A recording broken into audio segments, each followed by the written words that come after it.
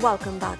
And now it's time for our press review. We are going to take a look at the main headlines of our Egyptian dailies. First of all, allow me to welcome my guest for today, Mr. Raouf Gaffar. He's a political and economic analyst. First of all, good morning, sir.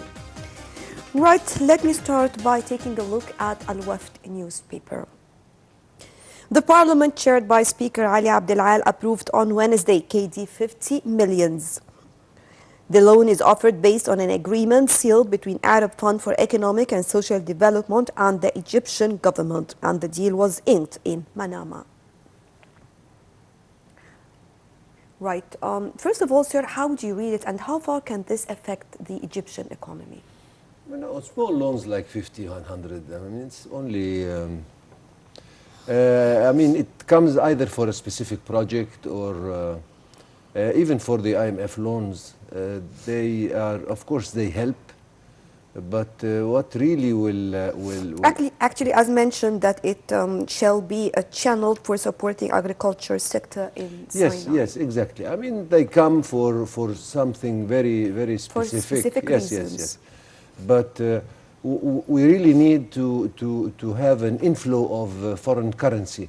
This will stabilize the market, and this will lower the price of the dollar, and this will make us feel better on the economical side.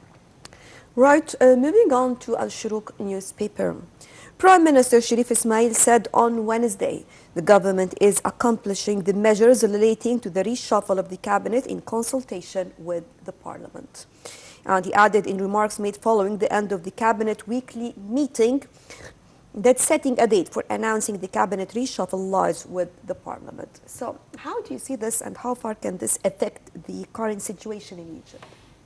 Well, I hope this time they select competent people.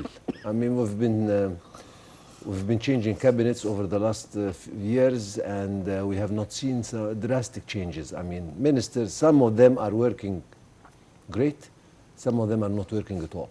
And apparently, from what we hear from the Prime Minister, a lot of people are reluctant to accept the office. So he has some problems in picking up people because they simply refuse, maybe underpaid. We heard that he wanted to increase their salaries.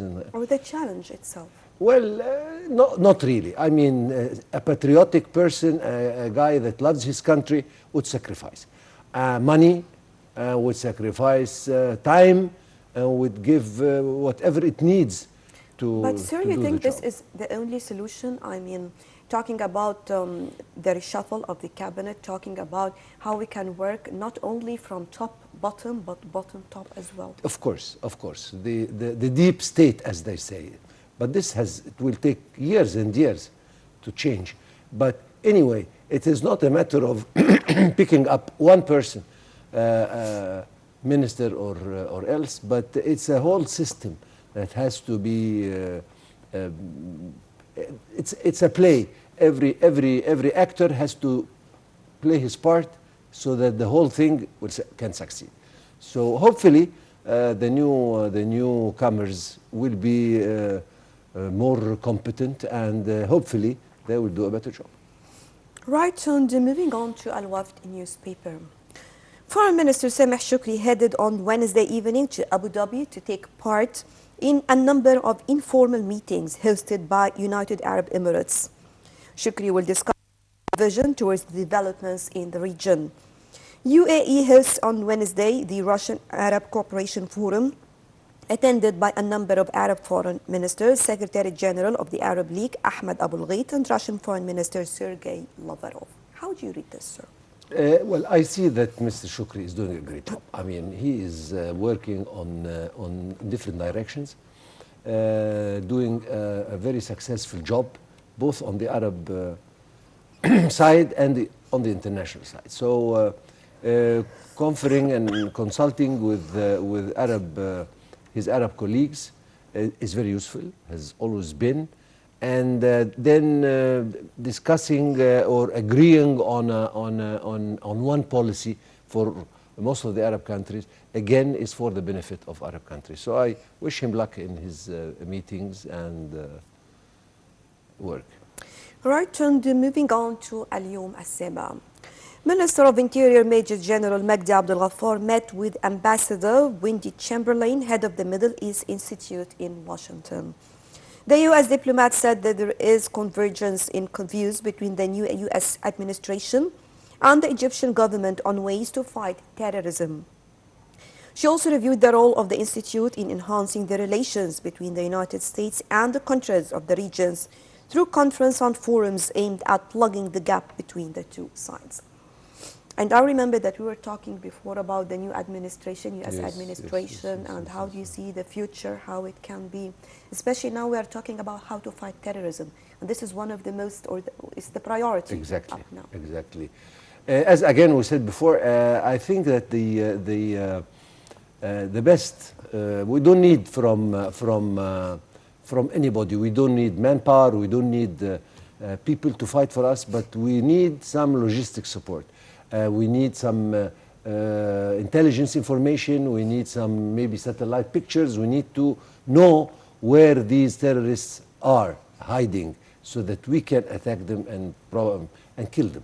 So this is exactly what we need from countries who have the possibilities and have the means and have the capability to know where is what. So I think one of the most important parts actually is to work, if we're talking about the international support, we need to, because we all know who is the entity that is supporting and funding these people, the terrorists, and talking about states who might fund such terrorists as well. And I think this can be the only solution, because if you stopped funding them and giving them weapons and giving them all these capabilities, definitely we will be able to fight them. 100% correct.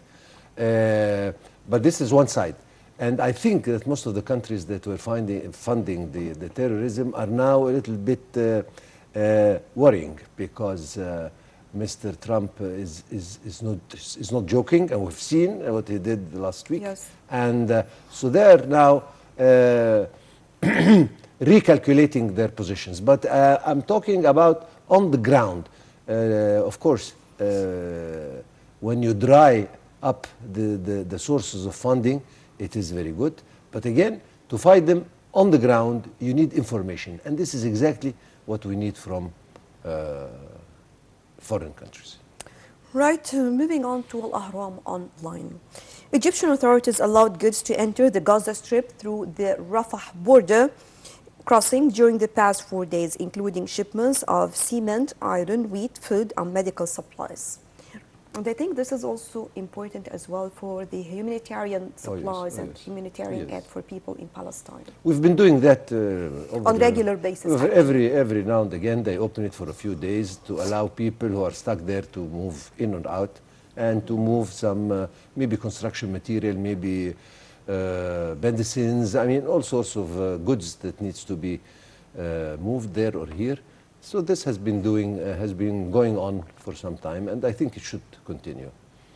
To take a look at the stock market, moving on to أخبار اليوم. The Egyptian exchange closed on negative note on Wednesday amid selling pressure by local and Arab investors. The benchmark index EGX 30 went down 0.70%, and the equal weighted index EGX 50 slipped 0.52%. Till the end. Yes. And still we are talking about the stock market in Egypt. It is not a real indicator. No, it's normal. It goes a up business and down. Yes, of course. I mean, sometimes certificates are offered. People tend to buy them, so the price goes down. Sometimes, I mean, this is the trend in market exchanges. They go up and down, and I think the margin is reasonable and nothing to worry about. And moving on to Al-Ahram newspaper. Governor of the Central Bank of Egypt said on Wednesday that the CBE received a total of $4 billion in yields from Eurobonds issued on global bonds market last week. Governor Tariq Amir said that the Eurobonds are divided between 5-year and up to 130-year bonds with interest rates between 6.12 and 8.5%.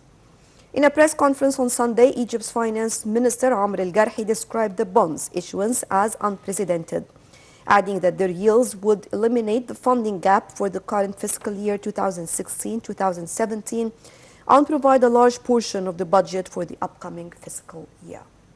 Yes, yes, they will help. A few $1 billion will definitely help, at least to cover a big portion of our imports. But the main thing, in my opinion, is to find other ways to increase the inflow of foreign currency. Hopefully, tourism will do part of the job, and then again the famous issue of production and exportation. But of course, it helps. Moving on to Egypt Independent. Minister of Social Solidarity Ghada Wali participated in a ceremony honoring the top 100 companies in Egypt and the top 50 women performing in Egypt for the year 2016. Several ministers and officials attended the ceremony, which was organized by Amwal El-Ghad magazine under the auspices of Prime Minister Sharif Ismail.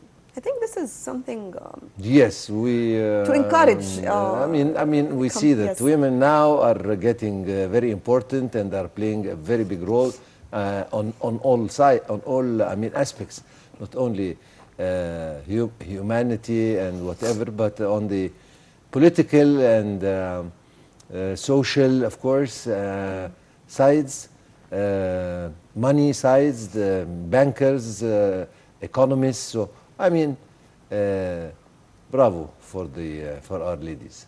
It's good. I mean, again, to appreciate them. This is again very important from time to time, to appreciate anybody who does a good job. To be motivated as well. Of course, yes. This is very important. Right, and moving on to Al-Masri اليوم. Oil Minister Tariq Al-Mullah said on Wednesday that the government had allocated 16.6 billion Egyptian pounds to develop ports and infrastructure in the oil sector. Meanwhile, a delegation from the ministry will visit Iraq in February to agree on a final draft of the agreement to import crude oil, the minister added. Talking about the future of oil in Egypt, and I think here we have to be optimistic about what is coming in the future, right?